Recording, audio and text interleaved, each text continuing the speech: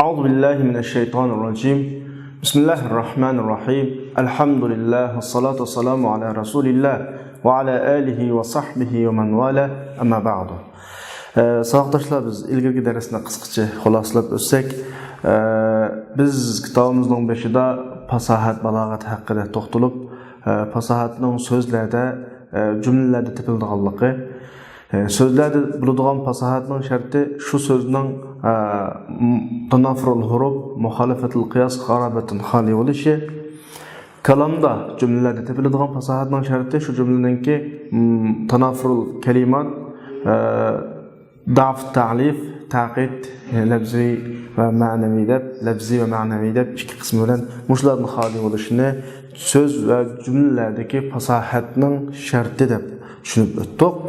Mushu shartlar hozirlangandan keyin jumla holning taqozzosiga, muddaoga ifodalamoqchi bo'lgan nuqtaga mos shaklda tuzilib, keltirilib qarshi tarafga muddaoyimizni to'liq ifodalab beralsa, buni biz jumlaning balog'atlik bo'lishi deb so'zlab o'tgan bo'ldik. Undan keyin biz kitobimizning umum mazmunini ilmul maani va ilmul bayon va ilmul badi' deb uch qismga bo'ldik. Ilmul maanini jumlalarning umumiy ahvoliga qarata 8 mazmunga bo'ldik. Bunun birisi ahval el-isnad el-habari, ikincisi ahval el-musnad ilay, üçüncüsü ahval el-musnad ilay. Bunun birincisi tügügenti, yani ahval el-isnad el-habari, ikincisi ahval el-muslayning ahvalida ketibatgan to'q. Biz muslayning ahvalidan muslayning jumlalarda tilga ilinişi, tashlanishi, ma'rifa keltirilishi, nakira keltirilishi va taqdim, ilgir keltirilishi va ta'xir keltirilishi qatorliq bir-birlik ahvollarga qarata tushunchalarni o'qib o'tdik. Shundan keyin biz dedikki, yuqoridagi biz so'zlagan qoidalar hammasi muqtazoi zohir. Ya'ni balog'atning qoidalari, ya'ni balog'at dedikku, maqomlarni avval bahs qiladi, ya'ni e'tiborlarni, ahvollarni, muddaolarni bir bekitadi. Shuningga qarta muvofiq shakldagi jumlalarni bekitadi. Shu munosib holatga, munosib jumla shaklini bekitib tuzgan qoidalar, yuqorida biz so'zlagandek, ma'qul jumla shakli ma'ni ifodalaydi, ma jumla shakli ma'ni ifodalaydi degandek holatlar muqtazoi zohir bo'lganda, ham muqtazoi hol bo'lganda shu. Agar holning taqozosi shu bo'lib qolsa, endi nodir ahvollarda ahvol boshqacha bo'lib, yuqorida biz so'zlagan qoidalarga tushmay qoldi. Qoidalarga qarshi shaklda bir jumla keltirishni taqozo qildi. Yani jumla shaklini qoida bo'yicha keltirsak, muddo ifodalanmaydigan bo'lib qoldi bo'lsa, biz undan chetnab chiqib, navbatdagi ahvolning taqozosi bo'yicha jumla keltiramiz deb so'zlagan to'q. Bizning muslay babidagi muqtazoi zohiridan chiqib, muqtazoi holga chiqish 8 turlik, 9 turlik yaqin uslub bor buningda degan to'q. Buning birincisi oshkor ismning o'rnida damir qo'yish, ikkinchisi damirning o'rnida oshkor ism qo'yish, uchinchisi iltifot deb oldingi darsda iltifotni so'zlab tugatgandik. To'rtinchisi uslubul hakim. O'zini tarjima qilsak, dono uslubi degan gap, ya'ni dono uslubi. Masalan, uslubul hakim ikkiga bo'linadi. Kitobga kirishdan ilgari bir tushunib o'taylik. Birisi qarshi taraf bir gap qilyotdi-da, bizningcha qarshi tarafga u gapni qilish mos emas. Biz uningga qaytgan inkosimizda u davotgan gapdan boshqa bir gapni iroda qilib uningga qaytarib beramiz. Bir g'iz gapni qiladi, asli gapi ishga bisliq gap, aniga mamangadu, ma'noga mamangadu, ammo bu ma'ni iroda qilgan. Buni iroda qilishi, buni maqsad qilishi loyiq emasdi. Buning to'g'ri emasdi. Biz siz bunday qilsangiz bo'lmaydi degandek bir xil hukmni ifodalash. Sizga eng to'g'risi ma'ni qilish degandek bir xil hukmni ifodalash uchun biz uning og'zidan chiqqan shu gapni yana bir, ya'ni o'ylamagan, ammo shunga munosib bo'lgan ma'noni qo'llanib turib bizga qaytarib beramiz. Mana bu uslubul hakimning birinchisi. Abdur mushni deb davatudi. Va min xilaf ma yaqtadihi az-zohir, ya'ni zohir taqozo qilgan uslubning qarshi uslublarning qatoridan birisi degani qoidaga zid keladigan maqom qoidadan halqagan şekilde keltirishni taqozo qilgan uslublarning birisi uslubul hakim. Bunun birincisi talaqqil muhatib bi g'ayri ma yataraqqab.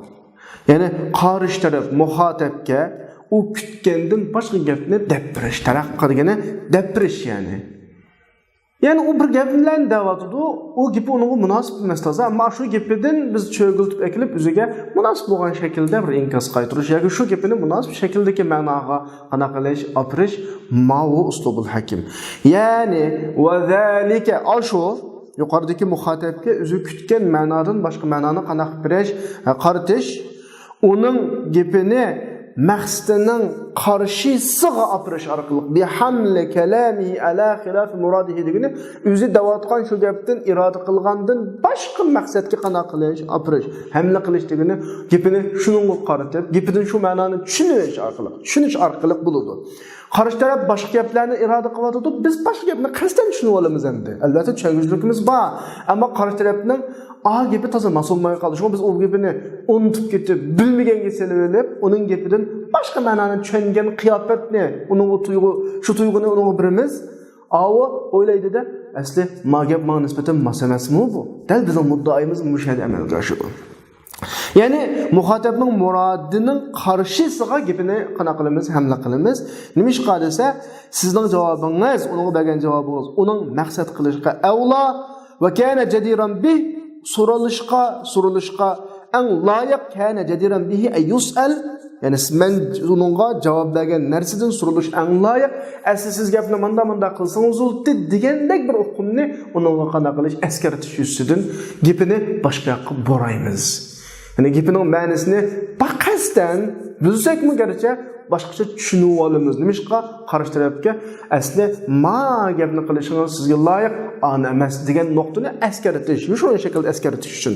Buning misoli Qaba'saraning Hajjaj qilgan bir gapi bor. Hajjaj uning oldida Qaba'saraga tahdid solib bunda bir gapni qilgan. La ahmilannaka alal adham.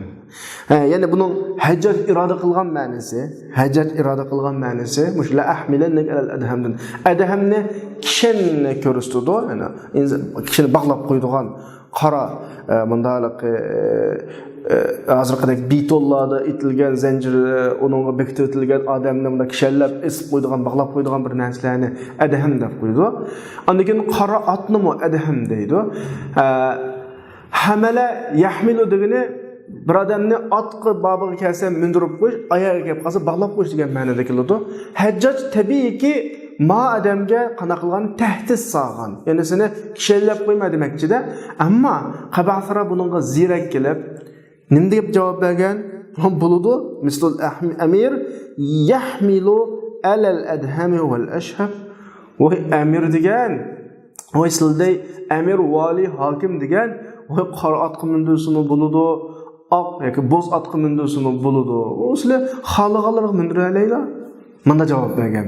Aning oldingi gapida la ahmilannaka alal adham, men seni kishallab qo'yma degan ma'nodagi adhamga mindirma.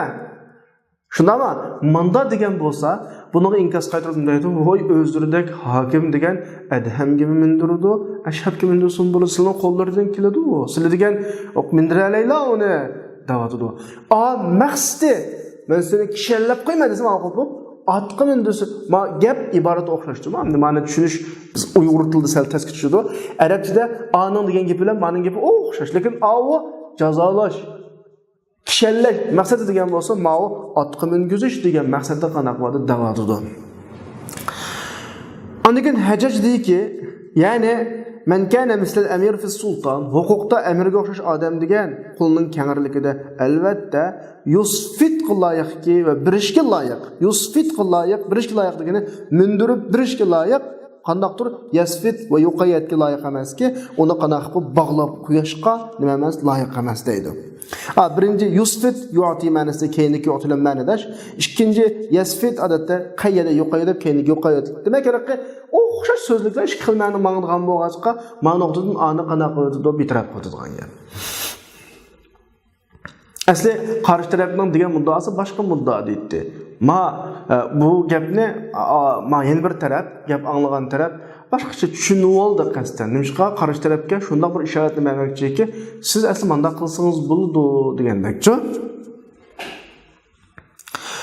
Wa fil vaqti allazi arada fihi al-hajjaj shunday bir vaqtda deyilgan gapki, Hajjaj bu yerda Qabasaraga uni xor holatda zanjir kishallarga bog'lab qo'ymoqchi ekanligini demoqchi.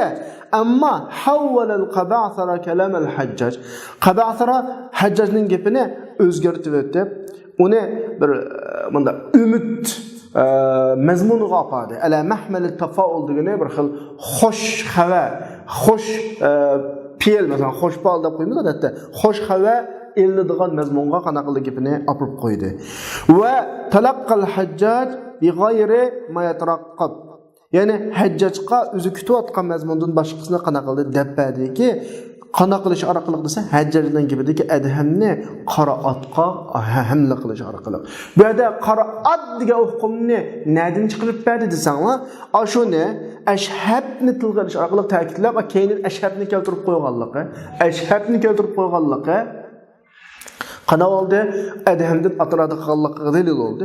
Nimishqa tanbihan shuningga askartish uchunki, ashu asli amir degan buni amirdan bir ishi boshqalarga so'g'u salom qilishi, amir maqsad qilishgan loyiq ish. Amir degan to'xtama jazolamaydi, haqqa ato ehsonlarni qilish orqali yaxshiludi haqqa demakchi ifodalash uchun. Demak, bu yerda gapni chiroyli shaklda boshqa holatga qanaqa qildi, o'zgartirdi. Mana bu donolar uslubining natijasi birinchisi. Donolar uslubining birinchisi. Odatda bizning turmush so'zlarimizda nurg'un misollar uchraydi. Qarish taraf bir narsa deydi, gapini biz boshqa qanaqa qilamiz, buraymiz unga.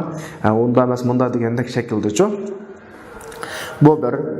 Ikkinchisi sailga o'zi so'g'uvchiga demakchi. Bir gapni so'g'a odamga talab qilgan narsaning g'ayrini qanaqa qilish deb berish. Asli so'g'a odam boshqa yoqdan so'raydi.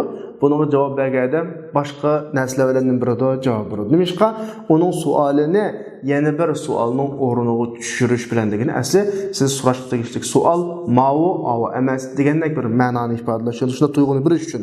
Tanbihan bu yerda shuni askartish uchunki, yana bir savol. Ikkinchi odam degan savol so'g'uvchining ahvoliga loyiq, avlo yoki shuning muhim deganni qanaqa qilish uchun, bildirish, askartish uchun shunday qiladi. Masalan, Qur'onda buning bir misoli bor.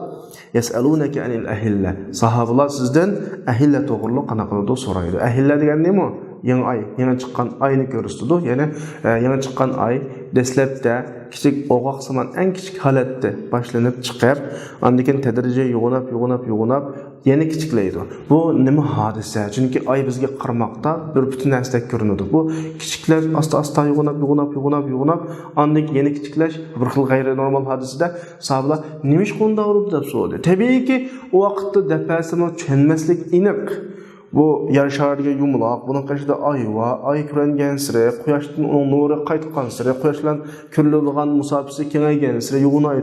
Bu ahvollar tushunilmaydi-da, ham nim foydasi, ne ahamiyati borligini bilgandan keyin ahamiyati muhimi kishilar o'zaro muomala so'zlarda ayning muntazam shakldagi chiqib, yo'g'onab va oxirlashish bo'lgan bir oyni ifodalaydigan, bir oy muddatni ifodalaydigan vaqtdan o'zininki ish faoliyatlarida, savdo-sotiq muomalalarida vaqt belgilash, hajlarda vaqt belgilash ishlarga foydalansa ma'no to'mayim. Shu javoban nima deyotdi? Qul hiya mawaqit. Sizlar u tarafdan so'manglar.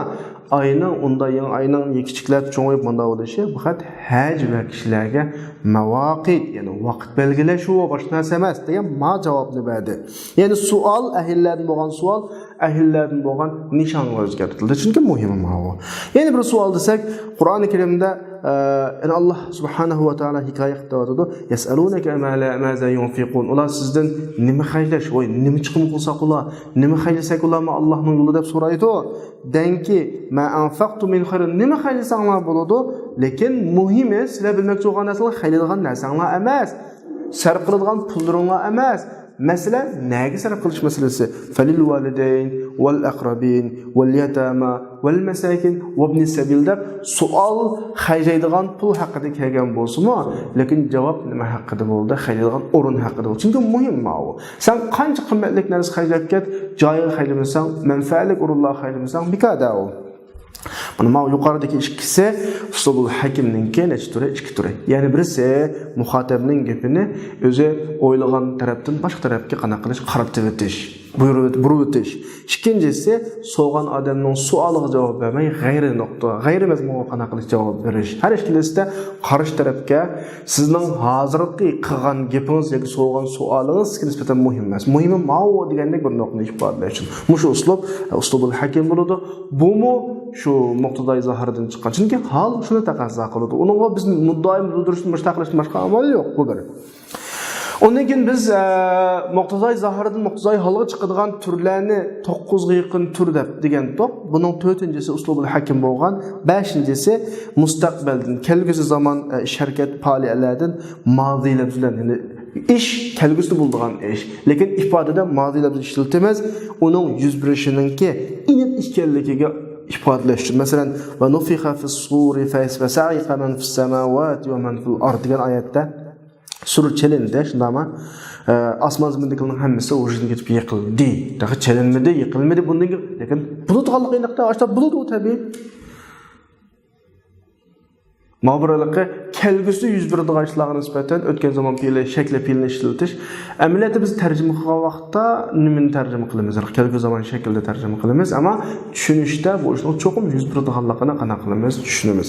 Xudolik bizda ba'zi keskin, masalan bir binoni setib olishga deyishib, asosan hamma ishlar bitib bo'ldi, qo'l imzo qo'ya olmadi, lekin 100% setib oldiganligini ina qo'yib qo'yadi. Da yo'ldan o'tib o'zimizning qashimizga ma binoni biz oldik deymiz, masalan. Ammo lekin keskin qilib bo'ldik da asosan sodini bitib bo'ldi. Chuqum olimiz ham bunday shakl holat bo'ladigan ishlar. Ya'ni zohirning taqozosi asli fayus'aq deb bunda kelish kerak, lekin fasa'iqa yoki yus'iq deb kelish kerak. Fasa'iqa bunda keldi, mishqa bu shaksiz yuz beradigan narsaga dalolat qilsin uchun. Bu yerda ma'zida qo'llanishning sababi uning yuz berishining amaliy ro'yobga chiqadiganligini ifodalash uchun. Bu bir. ومثل التعبير عن المستقبل بغير لفظه وخروج الكلم عن مدلولها الأصلي. Ondan başqa biz ayet-mayada muqtadoi zohirdan chiqqan misollardan birini mustaqbal ishlarga mozilar bilan keltirish juda emasmi? Shunga o'xshagan masala intayin-chi. Masalan, davoda xuddi mustaqbaldan o'zining lafzining g'ayrilan ifodalaganga o'xshash va so'zning asli ma'nosidan chiqib ketganning misollariga kelsak, Alloh subhanahu va taolaning so'zi innad-dina la waqi'a. Qiyomat cho'qim yuz bir lavaqiya. Ism fa'il odatda kelgusi zamon, o'tgan zamon, ko'pincha vaqtda o'tgan zamon, hozir zamon ifodalaydi. Lavaqiya. Bunda shaklda kelishi cho'qim yuz berishi degandek bir hukm. Aslida zohirning taqozosi yaqa'u kelgusi zamon ifodalaydigan shaklda keltirilish kerak-da, lekin voqeada da ism fa'il ishlatdi fe'lning maqomida yuz beradigan o'rniga masalan bu ma'noda zamondan boshqa yuz beradi deb zamon mandalik ism bayatimizda o'qib mazini o'rni muzorat o'rnida mazi ishlatdi deb bu hukmdan boshqa fe'lning o'rniga ism ishlatdi deb mana tushunsak bo'ladi. Fe'l ishlatadigan ya. Ya'ni bir misol zalika yawmun majmu'un nas Zalika yawmun majmu'un lahun nas desa, ashu kishilarning hammasi to'plangan, odatda ism fa'il maf'ullar qilgan, aytgan, qiladigan, etadigan degan ma'noda keldi emasmi? Lekin ma'u keskin kelgusi bo'ldigan sho'g'anlikin fama yaqtadihi zohir taqozo qiladigan uslub ma'runda nima deyish? Sayyujma'u deyish. Lekin majmu'un dedi. Ism maf'ul bu fe'l ma'nosi chiqdi bu yerda, zamonni ifodalaydi. Cho'qim tarjima qilgan vaqtda kelgusi zamonda tarjima qilamiz. Kelgusi zamonga bekitdikmi, bu ismlardan chiqdi, fe'lga chiqqan bo'ldi ma'no jihatda. Demak, ma'noda asli fe'l keltirilish tegishli o'rinda nima keltirib qo'ydi? Ism keltirib qo'ydi. Bu nimaning qatoridan muqtadoi zohirdan chiqqanning 5-inchisi, 6-inchisi. Ya'ni muqtadoi zohirdan chatnab chiqib, muqtadoi holga chiqqanning 6-misoli al-qalb. Ya'ni jumladagi ta'tir keltirish. Jumladagi ta'tir keltirish. Masalan, fa'ilning o'rniga maf'ulni fa'ilning o'rniga jumladagi ilgari keladigan bilakni keyin keladigan bilakni ilgari degandek mayli mazmun jihatdan olsun yoki iborat qilma jihatdan olsun ta'tir keltirish bu muqtadoi zohirdan chatnab chiqib muqtadoi holga keltirganlik. Masalan, buning birisi al-qalb deydi masalan. 6-inchisi. Masalan, bizning odat normal gapimizda aratun naqata alal hawd. Ma'qulaqa bizga nisbatan tushuniksiz va chunki uslub arab uslubi emasmi? Odatda biz normalda qo'lni ishtonning yanchiqig'iga selib degan o'rniga ishtonning qo'lning yanchiqig'iga selib deydigan bir gaplarimiz bor. iştonni qo'lni chiqib sebep. Siz degan vaqt ba'zilarga chaq-chaq deymiz emasmi? Odatda normalda biz kimdan qo'rqatdik? Deymiz odatda boshqalar voy nimdaki ma'ni qilsa qanday qilsa voy kimdan qo'rqatdik deymiz. Uni o'rniga chaq-chaq qilib, bunda chaq-chaq aralashtiribchi.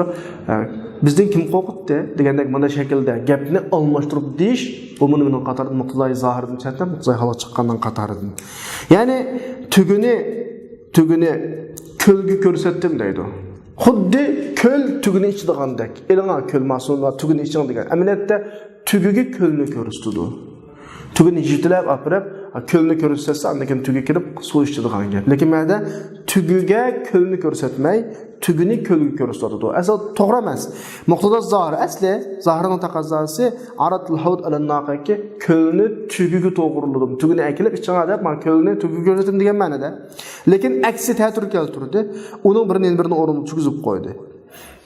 Bu qanday vaqti bo'ldi desa, qarshi taraf cho'qim tushunadi degan asosdan bo'ldi. Shunga olib turdi. Qalb cho'qim qarshi samining tushunchasiga bo'lgan ishonchga tayinadi. Ya'ni cho'qim tushunadi degan bir nuqta bo'lishi kerak-da. Ana Imom Sakaki rahimahulloh qalbni mutlaq qabul qildi. To'g'ri, bu qalb uslublarini ishlatish normal deydi. Deydi-ki, kullu qalb maqbul deydi. Ammo Imom Sakakining boshqalar buni mutlaq qana qiladi, rad qiladi. Imom Sakakining boshqalar deydi-ki, qalb xatolikning bir turi. Chunki gapni ta'tir gap qo'ydi, bu xatolik bu tabiiy. Ana Imom Quzuni nima deydi? Sakaki bilan boshqalarning fikrini o'tirib chiqib, "Val haq va ra'yu huna lil Quzuni" degan Quzunining fikri shu, haq to'g'risi. Qalb agar e'tibori latifni o'ziga olganini, ta'tir qilishda bir yangi bir ma'no o'ylamagan bir ma'no, bir xil uqum chiqsa, qabul qilinadi. Masalan, to'yandagi she'rda va mahmatin mubarratin arja'uhu ka'anna lawna ardihi sama'uhu deydi. Bir jang bo'layotgan bir holatni tasvirlab, jang bo'layotgan maydonni tasvirlab va mahmatin mubarratin arja'uhu bir qism bayovan, cho'l bayovonlar urushadigan joy. Muhbarratin arja'uhu uning taraflari hamma taraflari chang tuzanglarga tushib ketgan. Xuddi uning osmonning rangi, uning zaminning rangi osmonning rangi. Endi o'ylab boqinglar. Chang tuzang o'rlab, hammani chang tuzang bosdi.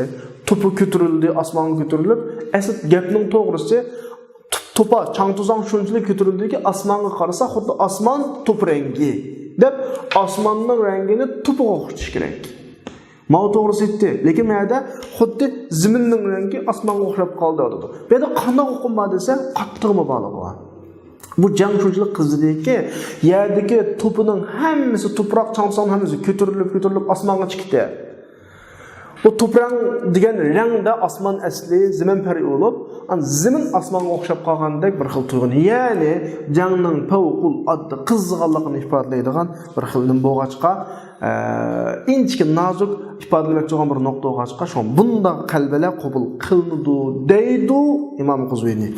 Ya'ni bu yerda osmonning rangini demakchi, nima deb desa, muzofning rangi tashlangan deb turib, ya'ni osmonning rangi xuddi zaminning rangi osmonning rangidir demakchi. Garchi qalb tamom, gap tugudimi? Bayatnalik Imom Quzuni degan emasmi? Agar qalb e'tibori latif, nozik mazmunni o'ziga olsa, xolos qabul qilinadi.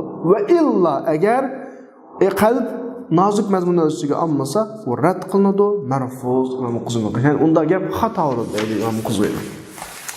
Mushu turning qatoridan sha'rining to'ndagi bir she'risi va falamma anjara samanun asimanun alayha kama tayyanta bil fadl as-saya'a. O'zining tugisini sifatlab kelib, u tugida simizlik ko'riladi. Simizlik ko'riladi degani tagi tugi samirib ketadi. Xuddi sen saraylar bilan layni suvab qo'ygandek deydi. Saraylar bilan nima suvagandek? Layni suvab qo'ygandek. Ya'ni shu o'rinda Bilfadan asli saroy, uy degan ma'noda keynidagi siyaa degani saman aralashtirilgan nimani ko'rsatdi? Layni ko'rsatdi. Asli lay bilan uyni, qasrni suvamdi yoki qasr bilan layni suvamdi.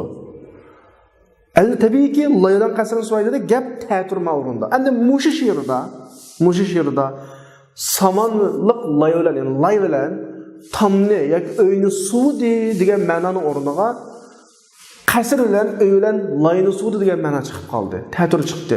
Mishada xususan men alohida bir nozik mazmunni topolmadim, bayqayolmadim.